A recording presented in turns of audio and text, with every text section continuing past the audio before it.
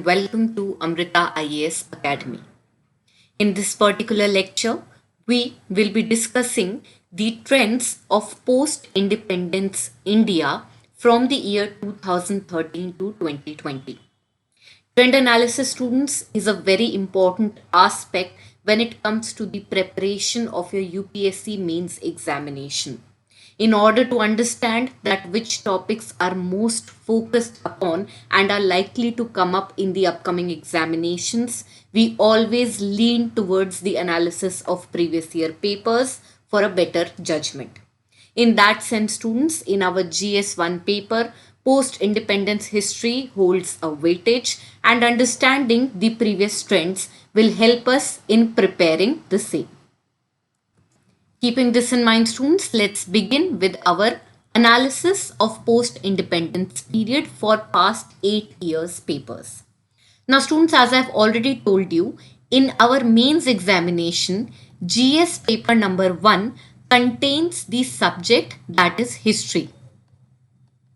Now, students, this history is divided into Indian history that consists of time periods between ancient, medieval, modern, and post-independence period.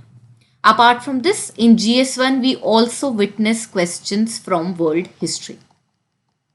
Now, herein, students, our purpose of this particular lecture is to understand this time period, that is post-independence history and its weightage in GS paper number 1.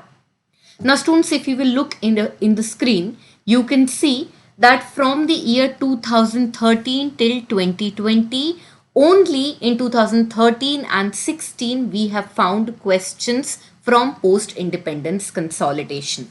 In 2013, students, we had 5 questions from post-independent India, and in 2016 we just had 1 question. And apart from that, we are not finding questions from post-independence period.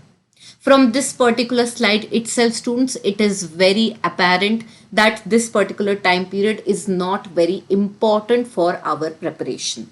I would request all my students who are watching this particular video to first focus on these aspects of history, that is ancient history, medieval history, and modern history. And after that, if you have time, then only you proceed towards the post-independence period, as the weightage is extremely low, rather nil from past 4 years. Moving forward, students, irrespective, since UPSC cannot be judged and we cannot see that all the trends are very much relevant. We find always there is a surprise element when it comes to even our prelims paper or our mains paper. And that surprise element almost always, students, is that some questions which have not been asked for past 4 or 5 years suddenly reappear in the paper. Keeping that in mind, we cannot say that in the future papers we might not encounter any questions from post-independence, and hence if we are doing a proper preparation of 1 year, we should definitely consider preparing post-independence period as well. Now, students, when we talk about the syllabus of post-independence period, it can be covered in 2 manners.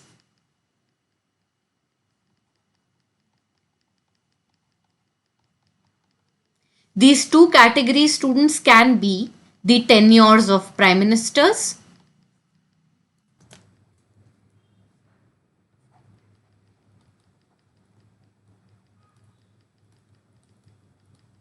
or, students, a thematic coverage of major developments. When we say thematic coverage of major developments, we can talk in the sense of the rise of political parties, or if there were any particular caste related movements, or if there was any specific program related to the scientific developments, so on and so forth.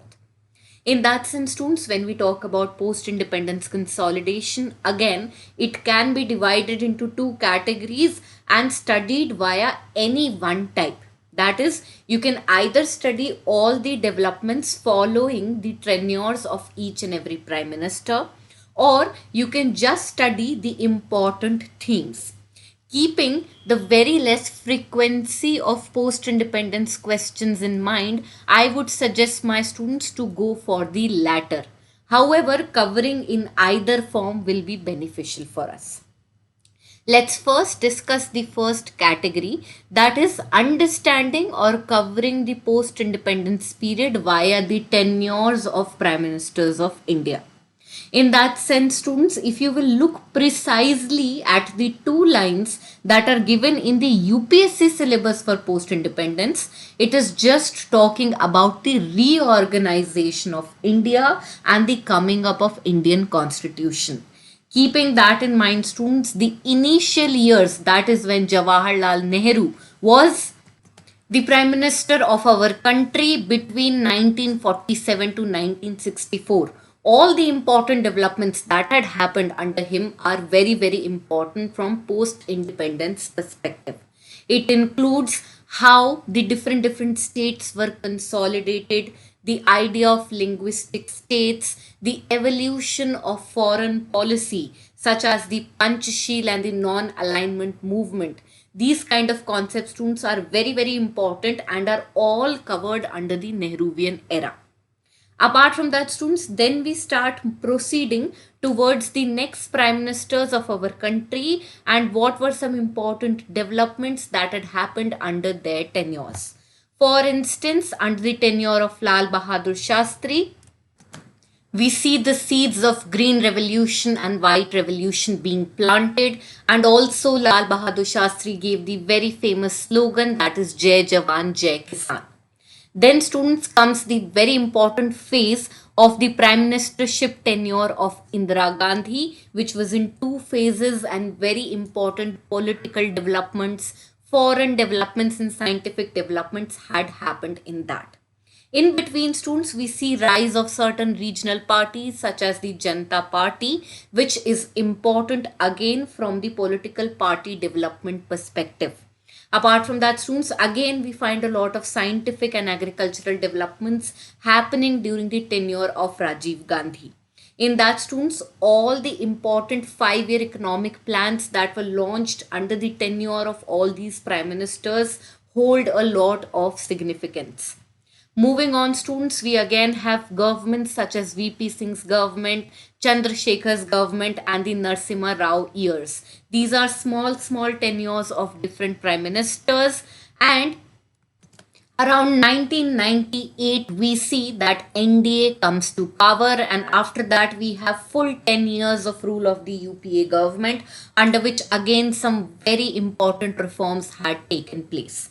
So here in, students, you can see how by just following the tenure of the different prime ministers of our country and seeing the major economic, political and social developments in their tenure, we can cover the entire syllabus of post-independence. Apart from that, students, as already discussed, we have a second method to cover the syllabus of post-independence, that is the thematic pattern, in which we take up separate themes that are part of post-independence period and just understand how they were overall created. In that sense, students, after post-independence, the very most important topic that was highlighted in the national politics was the point of nation building.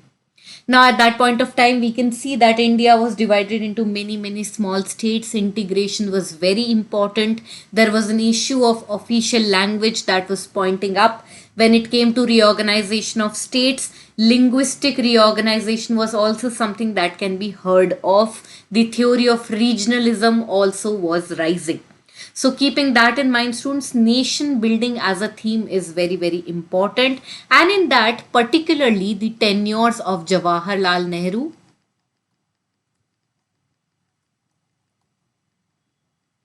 Lal Bahadur Shastri,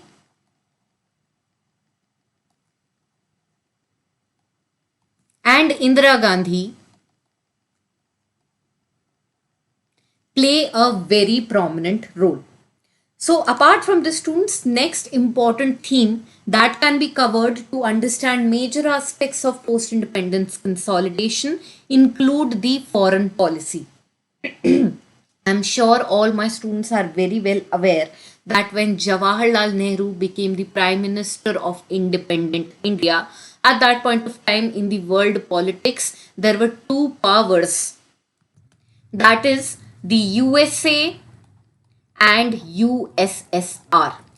Okay, so these were two superpowers, and most of the countries were supporting either.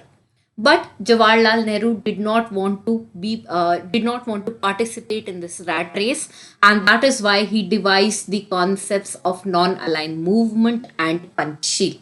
These are very, very important when it comes to the initial development of independent India's foreign policy, and many questions in previous years students have been asked from the same. Apart from that, students, when we talk about the foreign policy of India, unfortunately, just after the independence, we witnessed some wars with China and Pakistan, and they become very important from political perspective of post-independence, and hence these need to be considered very significantly. Then, students, we have our nuclear policy, which is also very much debated on the international front, and again, this becomes an important aspect. Moving on from the national building and foreign policy aspect, students, another important theme that is very much relevant for your mains perspective is the development of economy in the post-independence period. You all know that when Britishers left our country, the status of Indian economy was bad. We had to work upon it consistently in order to uplift the various sections of the society. Keeping that in mind, students, just after Jawaharlal Nehru took power, the concept of 5-year plans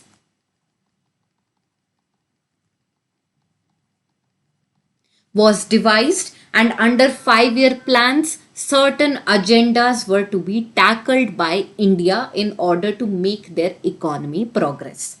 Apart from that, students, as a part of various economic initiatives, important revolutions such as Green Revolution, White Revolution, Blue Revolution, etc., had taken place in the country, which were creating jobs in the economy. Moreover, since India is primarily an agricultural economy, many reforms were also put forward in the domain of agrarian and land reforms. At the same time, a push was given to industrial development in our country, and that is why we see that from the very beginning of Jawaharlal Nehru's tenure till the later prime ministers, there are different developments with respect to the industrial sector of India. And then, of course, students, we have the LPG reforms, which were very, very famous with respect to Indian economy. That is liberalization, privatization, and globalization. This concept is very important, and how it impacted all these segments of Indian society is something that is important from mains perspective. Moving on from economy, we have the political and social aspects that had emerged in the post-independence period. When we talk about the political scenario, students, it is very, very important to understand that how initially, just after the independence, there was one party dominance, and that party was Indian National Congress. However, sooner or later we see a quick emergence of opposition parties. Then we see that suddenly a lot of regional parties are also becoming dominant, and in fact some even came to power in the central government. Okay, so this kind of evolution with respect to the political parties is something that becomes very, very important. Apart from that, students, there came another phase in the mechanics of political parties in India, which is known as the coalition era, wherein if any dominant party was unable to get elected on their own voting base, then they used to make a coalition with other smaller regional parties, and this is something that is yet relevant in Indian politics. So, how it all emerged, the history of the emergence of these political parties and their dynamics with each other is something that holds relevance from post-independence point of view. Moving on, students, the final aspect, the final theme on which you should really study about are the social aspects. In that, students, we have the popular movements. When we talk about popular movement, students, you should realize that in the post-independence period, we had certain important environment-related movements. As we saw in the economy aspect, the government was pushing a lot to develop the industrial sector. However, developing the industrial sector always comes at a cost of environment. In that sense, students, certain important movements such as Narmada Bachao Andolan, Chipko Andolan are something that had emerged, and these are known as popular movements and are very famous when it comes to mains question creation. Apart from that, students, on the social front, many important ideologies such as communalism, regionalism had also sprung up, and the development of these ideologies is something that again holds significance. Apart from that, issues such as Naxalism are also a part of your social theme, and their development and current state holds significance. So these are the two ways, students, in which you can cover the syllabus of post-independence consolidation. However, I would again like to emphasize on the fact that, students, for your mains examination, the most important topics are your ancient history, your medieval history, and your modern history, along with art and culture. You will see that from past 4 years, you are just getting questions out of these time periods. Rarely you get questions from post independence or world history, and hence your entire focus should be on this first. And after that, if you have good time in your hands, then only you shift your focus towards these time periods. Moving on, students, I would also like to tell you about the sources from which you can study about the post-independence period. Many students are unaware that post-independence is also covered in some chapters of our new NCERT. So in that sense, students, our class 12's NCERT, that is Themes in Indian History Part 3, that is dedicated to modern India students, contains two chapters on partition and the development of Indian Constitution. So these two chapters, students, are important from post-independence perspective from your class 12th history book, that is Themes in Indian History Part 3. This is the image of the particular book. Apart from that, students, the class 12th political science book, the name is Politics in India Since Independence, is a very, very relevant book for your post-independence consolidation, students. It is talking about the different ideologies that had sprung up after post-independence, the trajectory of the trajectory of how political parties were created. For instance, the rule of one single party, then two major parties coming up, regional parties coming up. So dedicated chapters can be found in this particular book. Then you can also have separate chapters on the popular movements, such as these environmental movements, or if there were any caste movements or social movements. And that is why, students, this book is absolutely accurate for your post-independence preparation. Apart from that, students, a very difficult, I would rather say it's a difficult book. It's India Since Independence by Bipin Chandra. So basically, the language is little bit difficult. All the chapters are not important. Okay, so you cover your NCERTs first, and wherever you feel the need of any particular topic that you need to enhance, then only go towards this particular book. Otherwise, just stick to your basic sources, that is NCERT. And then, students, of course, we have a brief history of modern India by Rajiv Ahir. It does not stop at independence. There are following chapters as well, in which it is covering the tenures of all the prime ministers from Jawaharlal Nehru till Narendra Modi. And you will see some brief points given about all the tenures of all the prime ministers.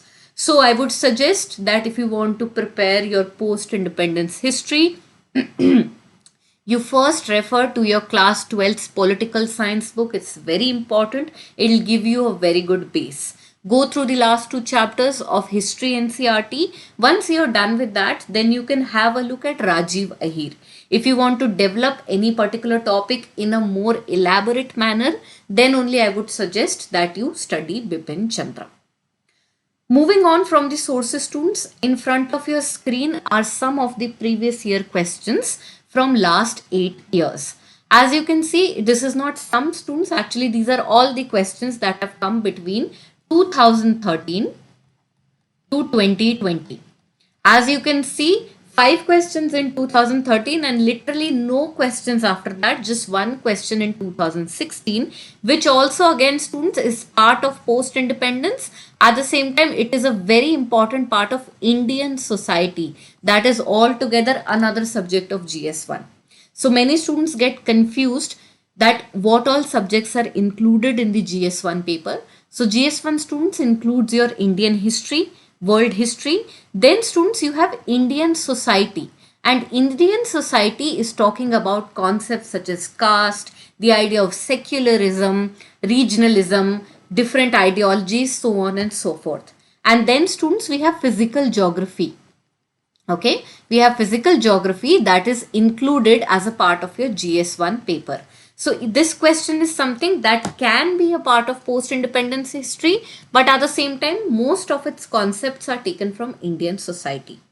If we keep this point in mind, then after 2013, not even a single question has been asked from post-independence history. Okay, now even if we analyze the type of questions that have come from post-independence history, you can see that the first question from 2013 is from popular movements. Again, a thematic coverage. As I had told you students, in the overall post-independence period, we see certain movements that had happened with respect to the protection of environment, protection of wildlife, protection of any particular caste rights, etc. So keeping that in mind, here we have the first question from some popular movements related to environment. Then students, we have the Jai Jawan Jai Kisan slogan and its significance. So it's talking precisely about the tenure of Lal Bahadur Shastri and the war between India and Pakistan. Okay. The third question, students, is about the development of the important contributions of a historic personality, that is Maulana Abul Kalam Azad. Very direct question. Then students, we have another question about the Tashkent Agreement in 1966. This again students is from the tenure of Lal Bahadur Shastri. So if you can see in these first 4 questions itself, apart from the popular movement question, most of the questions are concerning around the early prime ministers, not the current prime ministers. Okay, so it's either Indira Gandhi, Rajiv Gandhi, Lal Bahadur Shastri or Jawaharlal Nehru, from whose tenure we find most of the questions. Then students, we have the emergence of Bangladesh question, which had happened during the tenure of Indira Gandhi. Again, putting emphasis on the fact that even if you find questions from post-independence history, they will always be concerning the tenures of the early prime ministers. Okay. And then students, in 2016, the question is more leaning towards Indian society, but since linguistic organization of states is something that is also dealt in post-independence history, again in the tenures of early prime ministers, we can also put it in post-independence India. Keeping that in mind, students, I would like to give you a brief review. Post-independence history is not very important when it comes to GS mains. Very few questions have been asked in last years. However, there is always a surprise element in UPSC, and I would recommend my students to not leave the subject altogether. Apart from that, if you see the questions particularly, they are mostly concerning the tenures of early prime ministers, that is from Jawaharlal Nehru to Rajiv Gandhi. They are discussing about the foreign policy, if any important wars had happened, or if there were any important popular environmental, religious or caste movements. When we talk about the syllabus, students, it can be covered in 2 methods, either via the tenures of important prime ministers or via the themes. So with this, I have completed my lecture and my analysis for you for the post-independence period. I hope you liked and understood the topics. Thank you so much.